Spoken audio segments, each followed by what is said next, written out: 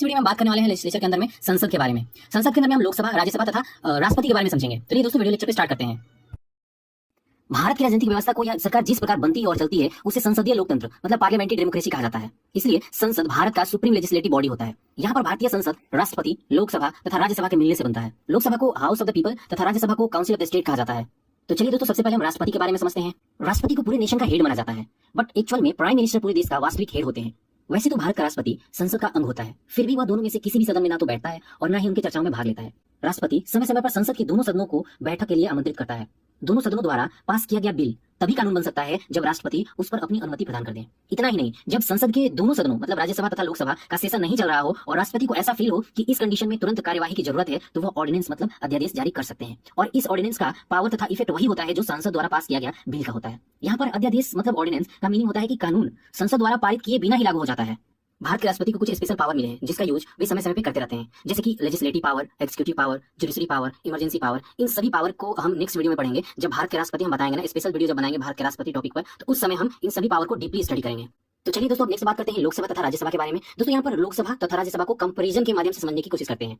देखिए, जैसे नाम से ही पता चल रहा है, लोकसभा लोगों द्वारा चुने गए सदस्यों की सभा होती है। मतलब लोकसभा के सदस्यों का चुनाव जनता द्वारा डायरेक्टली किया जाता है। लेकिन मैं राज्यसभा की बात करूं तो राज्यसभा राज्यों की परिषद होती है। मतलब राज्यसभा के सदस्यों का जो चुनाव होता है राज्य की विधानसभा के चुने हुए विधायक करते हैं। लोकसभा का कार्यकाल 5 वर्षों का होता है और 5 साल की पीरियड कंप्लीट होने पर सदन खुद ही भंग हो जाता है। कुछ कंडीशन में 5 साल कंप्लीट होने के पहले भी सदन को भंग किया जा सकता है। आपातकाल की स्थिति में संसद लोकसभा की कार्य अवधि बढ़ा सकती है। राज्यसभा के प्रत्येक सदस्य का जो कार्यकाल होता है वो 6 वर्षों का होता है। राज्यसभा अस्थायी मतलब परमानेंट सदन है जिसको कभी भी भंग नहीं किया जा सकता है तथा हर 2 साल में 1/3 मेंबर रिटायर हो जाते हैं। लोकसभा की अधिकतम सदस्यों की जो संख्या है वो 552 हो सकती है, जिसमें से 530 अलग अलग राज्यों द्वारा चुने जाते हैं तथा 20 केंद्र शासित राज्यों से चुने जाते हैं। बाकी के 2 बचे अंग्लो इंडियन ग्रुप को प्रतिनिधित्व करते हैं, जिसको राष्ट्रपति मनोनीत करते हैं। अंग्लो इंडियन का मतलब होता है कि जो विदेशी जो है वो भारत में बस गए हैं। वर्तमान में जो लोकसभा का सीट है वो टोटल 545 है। राज्यसभा में मैक्सिमम 250 सदस्य हो सकते हैं, जिसमें से 238 राज्यों तथा केंद्र शासित राज्यों द्वारा चुने हुए प्रतिनिधि होते हैं और बाकी के 12 को राष्ट्रपति द्वारा मनोनीत किया जाता है। इस समय राज्यसभा में कुल 245 सदस्य है, जिसमें से 232 राज्यों तथा केंद्र शासित राज्यों द्वारा चुने हुए प्रतिनिधि है, बाकी 12 को राष्ट्रपति द्वारा मनोनीत किया गया है। लोकसभा चुनाव लड़ने के लिए मिनिमम एज 25 ईयर होना चाहिए, जबकि राज्यसभा के लिए 30 ईयर होना चाहिए।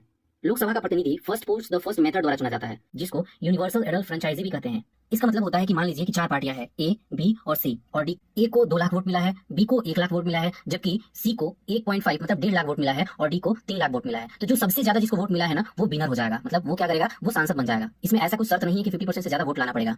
राज्यसभा के सदस्यों को एमएलए द्वारा प्रोपोर्शनल रिप्रेजेंटेशन के माध्यम से चुना जाता है। लोकसभा का रिप्रेजेंटेटिव स्पीकर होते हैं, जबकि राज्यसभा का जो रिप्रेजेंटेटिव होते हैं वो उपराष्ट्रपति होते हैं। लोकसभा में मनी बिल को इंट्रोड्यूस किया जाता है। लोकसभा में मनी बिल को इंट्रोड्यूस हो जाने के बाद राज्यसभा में कंसिडरेशन के लिए भेजा जाता है। संसद के दोनों सदनों को कुछ मामलों को छोड़कर सभी क्षेत्र में समान पावर तथा स्टेटस मिलता है। राष्ट्रपति पर